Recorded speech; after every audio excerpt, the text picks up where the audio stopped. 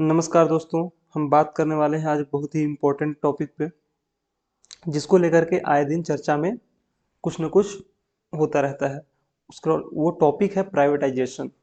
Privatisation का के विषय में हर समय पे कहीं न कहीं बहस छिड़ी रहती है। प्राइवेटाइजेशन का मतलब क्या है, किस तरह से इसकी पूरी प्रोसेस होती है, इसके बारे में हम आगे जानेंगे इस पूरे वीडियो में। सबसे पहले ये देखने की कोशिश करते हैं कि आखिर प्राइवेटाइजेशन होता क्या है। सबसे पहली चीज, ये तस्वीर को देखिए। Gautam Adani, Mukesh Ambani and prime minister Shri Narendra Modi ji. Okay, prime minister Narendra Modi ji को हम एक अगर माने कि ये गवर्नमेंट, किसी भी गवर्नमेंट के से बिलोंग करते हैं और ये प्राइवेट सेक्टर से बिलोंग करते हैं। ओके, तो अगर कोई भी कंपनी जो कोई गवर्नमेंट सेक्टर के पास है, अगर उसको बेचा जाता है या फिर उसमें हिस्सेदारी को कम किया जाता है, तो इस पूरे प्रोसेस को ही कहते हैं प्राइवेटाइजेशन। प्राइवेटाइजेशन मतलब सरकारी से प्राइवेट बनने की प्रक्रिया को क्या कहेंगे, प्राइवेटाइजेशन। किसी भी कंपनी का अगर सरकारी से प्राइवेट बनने की प्रक्रिया की ओर जा रही है तो वो प्राइवेटाइजेशन कहलाएगी। ये पूरी की पूरी प्रोसेस होती कैसे है, क्या है, इसका विरोध क्यों होता है, इसके बारे में हम आगे देखेंगे। सबसे पहली चीज देखते हैं प्राइवेटाइजेशन के बारे में, कि सबसे पहली चीज जो होगा प्राइवेटाइजेशन में क्या होगा, ओनरशिप का ट्रांसफर।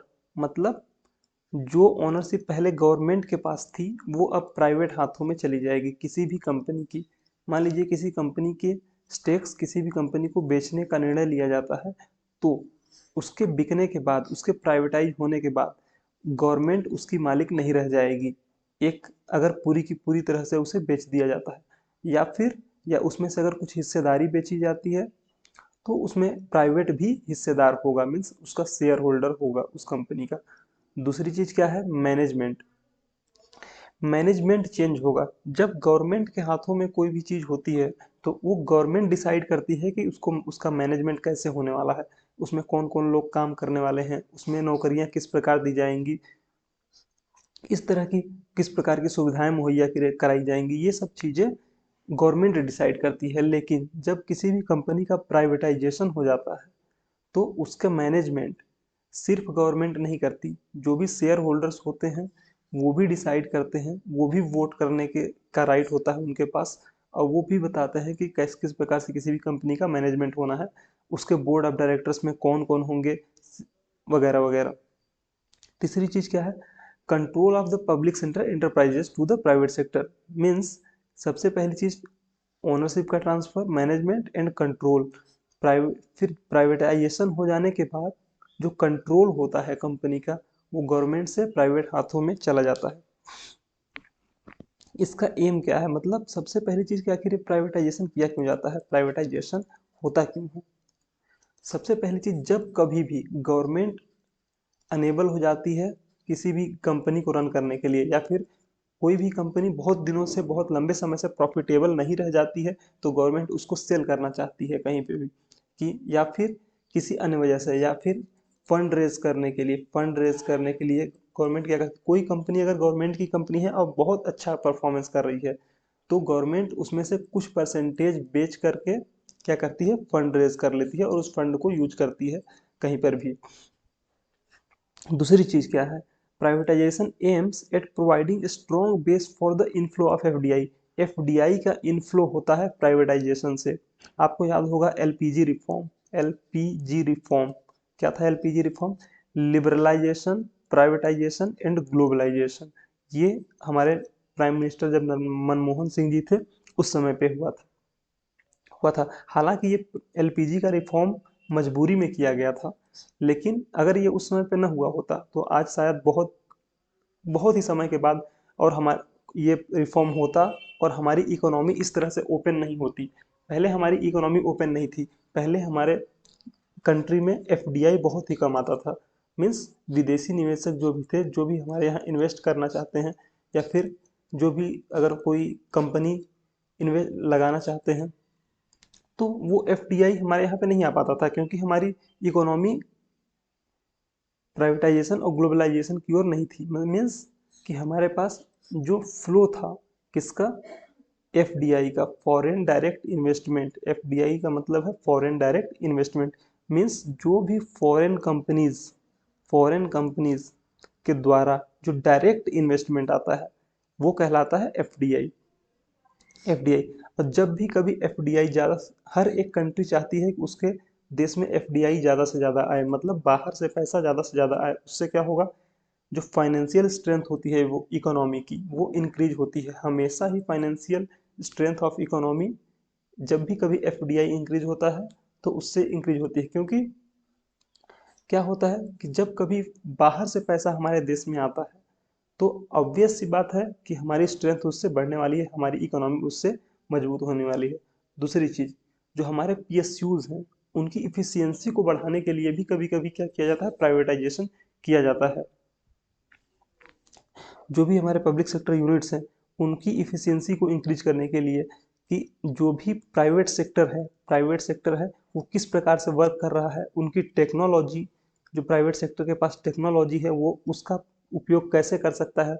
हमारा पीएसयू सेक्टर जो पहले से हमारे पास गवर्नमेंट के पास यूनिट्स हैं पीएसयूज, ओके, तो उनका उपयोग वो कैसे कर सकते हैं उस टेक्नोलॉजी का। उनके पास जो भी अच्छा वर्क फोर्स है, वर्क लेबर है, उसका कैसे उपयोग किया जा सकता है, ये सब चीज़ें प्राइवेट कंपनीज के पास बेहतर तरीके से मैनेज वो करते हैं।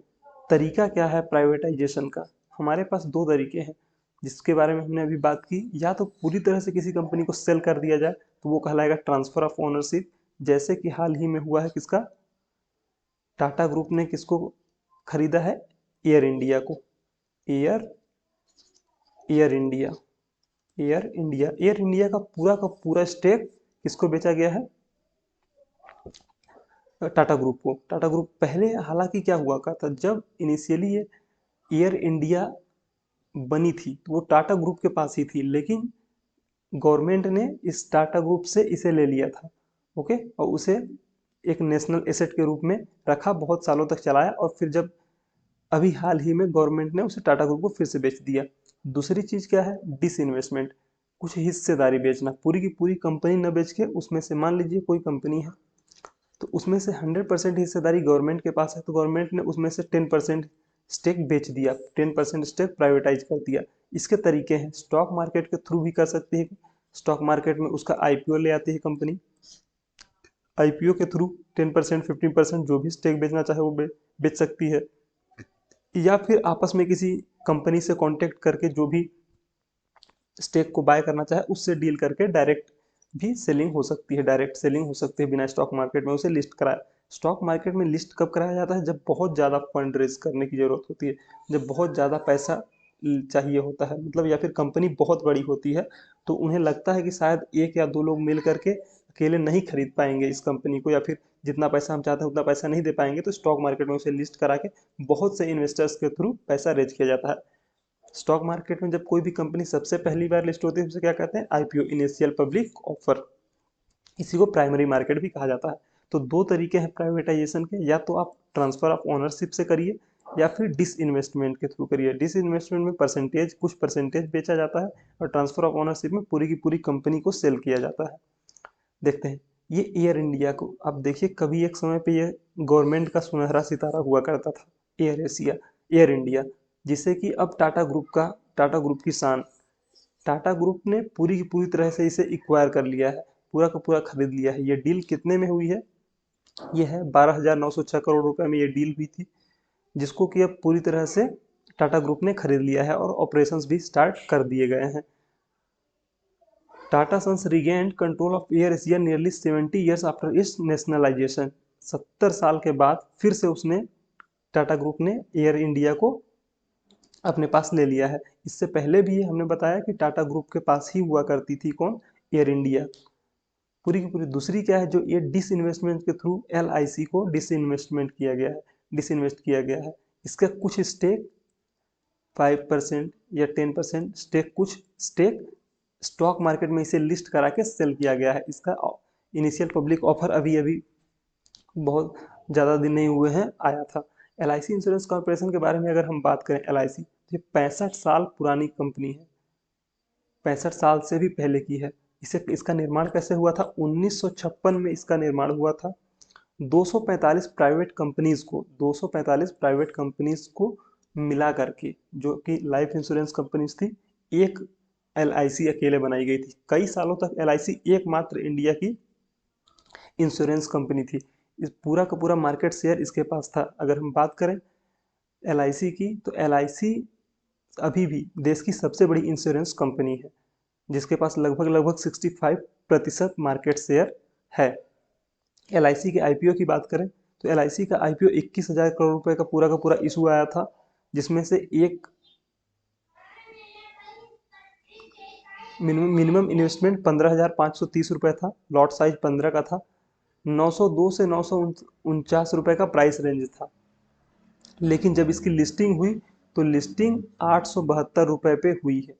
872 रुपए पे इसकी लिस्टिंग हुई। 8.11%, 8% कम से कम लिस्टिंग गेन निगेटिव में हुआ है, मतलब लॉस में हुआ है।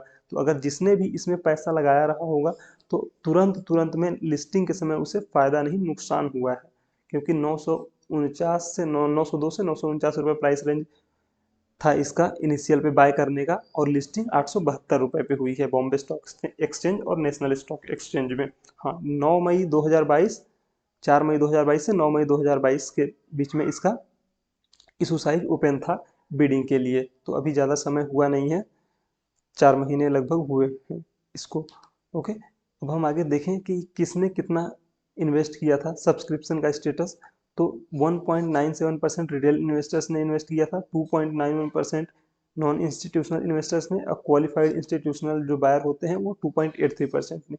इसके एम्प्लॉयज़ ने 4.36 टाइम्स, सॉरी मैं परसेंटेज बोल गया, वो टाइम्स की बात है कि 1.97 times, 2.91 times, 2.83 times, 4.36 times employees ने क्या किया था, इसमें IPO में पार्टिसिपेट किया था। जो पॉलिसी होल्डर्स थे, पॉलिसी होल्डर्स 6.6 टाइम्स सब्सक्राइब किया था पॉलिसी होल्डर्स ने, टोटल 2.94 टाइम्स इसका इशू सब्सक्राइब हुआ था। तो हम एक क्वेश्चन की बात करते हैं। इसका क्वेश्चन आप कमेंट बॉक्स में बताइएगा इसका answer. Which of the following is aim of the privatisation, privatisation का एम क्या होता है? सिर्फ और सिर्फ FDI के इनफ्लो को, या फिर PSUs के इफिशियंसी को इंक्रीज करना, या फिर बोथ A एंड B, या फिर नन ऑफ द एबव? इसका राइट आंसर आप कमेंट बॉक्स में हमें बताइए। आपका धन्यवाद।